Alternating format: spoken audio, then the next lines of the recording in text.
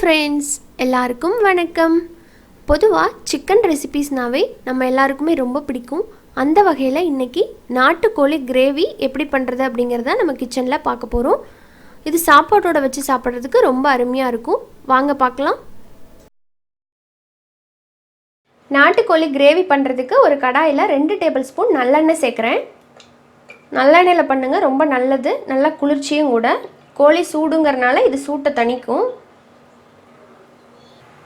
எண்ணெய் சூடானதும் இதில் ஒரு பிரியாணி இலை, ஒரு 1/2 டீஸ்பூன் சோம்பு, கொஞ்சமாக கல்பாசி, பட்டை, கிராம்பு, ஒரு ஏலக்காய் எல்லாத்தையுமே இப்போ இதில் சேர்த்துடலாம். இது நல்லா இந்த எண்ணெயில் கொஞ்ச நேரம் பொரியட்டும். இப்போது இதில் கருவேப்பிலை சேர்க்கலாம்.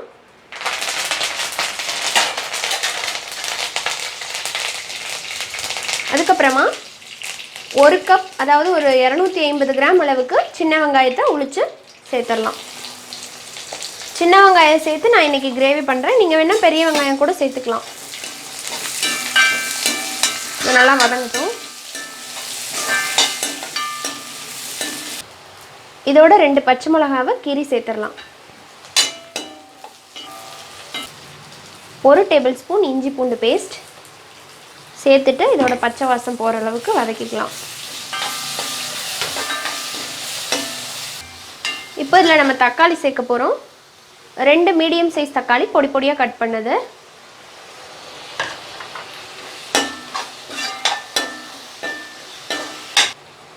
தக்காளி மசிஞ்சதும் நம்ம இதில் சிக்கனை சேர்த்துடலாம்.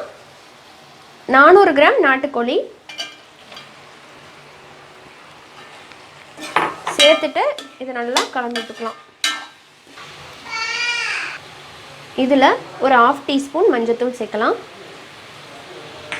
சேர்த்துட்டு நல்லா கலந்து விட்டுப்போம். இது இந்த நாட்டுக்கோழி லைட்டாக ஸ்மெல் வரும். ஸோ மஞ்சத்தூள் கொஞ்சம் அதிகமாக சேர்த்துக்கலாம்.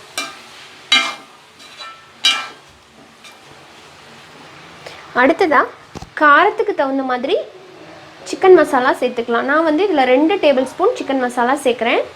கடையில் வாங்கின சிக்கன் மசாலா தான் இது. பார்த்திங்கன்னா நான் சக்தி பிராண்டில் இந்த கண்ட்ரி சிக்கன் கிரேவி மசாலா இருக்கு இல்லைங்களா, இதில் தான் நான் 2 டேபிள் ஸ்பூன் சேர்க்குறேன். இந்த 50 கிராம் பாக்கெட் 1 கிலோவுக்கு சரியாக இருக்கும். நான் 400 கிராம் பண்ணுறதுனால அதில் பாதியை விட கொஞ்சம் கம்மியாக தான் நான் சேர்த்துருக்கேன். ஸோ நீங்கள் காரம் உங்களுக்கு எந்த அளவுக்கு வேணுமோ அந்த அளவுக்கு சேர்த்துக்கோங்க. இல்லை நீங்கள் இது மாதிரி பண்ணல அப்படின்னா மல்லித்தூள், மஞ்சத்தூள், மிளகாத்தூள், அப்புறமா கரம் மசாலா தூள் சேர்த்து கூட நீங்கள் பண்ணலாம் கிரேவி. அதுவும் நல்லாயிருக்கும். நான் இன்றைக்கி ஒரு டிஃப்ரெண்ட்டாக டக்குன்னு பண்ணுறதுக்காக இந்த பொடி சேர்த்து பண்ணுறேன். இந்த மாதிரி கலந்து விட்டதுக்கப்புறமா நம்ம இதில் தேவையான அளவுக்கு தண்ணி சேர்த்துடலாம். தண்ணி சேர்த்துட்டு இந்த சிக்கன் நல்லா வெந்து கிரேவி பதம் வர வரைக்கும் இதை நம்ம வேக வச்சிடலாம். நாட்டுக்கோழி வேகிறதுக்கு கொஞ்சம் டைம் ஆகும். நீங்கள் இதை அப்படியே குக்கரில் பண்ணுற மாதிரி இருந்தாலும் பண்ணலாம். ஆனால் நான் இன்றைக்கி கடாயில் தான் பண்ணுறேன். ஸோ ஒரு 30 நிமிஷம் போல் ஆகும் இது நல்லா வெந்து வர்றதுக்கு. தண்ணி கொஞ்சம் அதிகமாகவே சேர்த்துக்கலாம் நம்ம.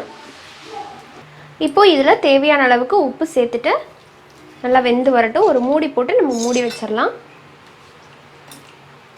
கலந்து விட்டுட்டு மூடி போட்டுடலாம்.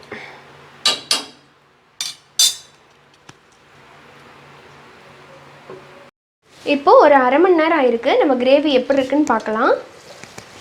வாவ், பாருங்கள், சூப்பராக ரெடி ஆகிடுச்சு பாருங்கள். நல்லா எண்ணெயெல்லாம் பிரிஞ்சு நல்லா கிரேவி பதத்துக்கு வந்துடுச்சு.